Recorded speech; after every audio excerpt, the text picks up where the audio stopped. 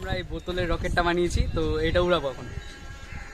তো চলুন আগে এটা বানানোটা শিখে নিই, তারপর আমরা এটা উড়াবো।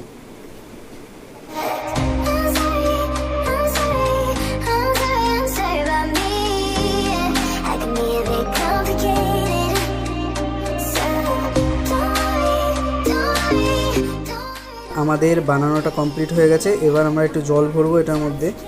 তো দেখতে পাচ্ছেন আপনারা, এবার আমরা হাওয়া ভরবো, মানে যে কোনো পাম্পার দিয়ে আপনারা হাওয়া ভরতে পারেন। হাওয়াটা ভরে নেওয়ার পর আমরা এটা উড়িয়ে টেস্ট করব।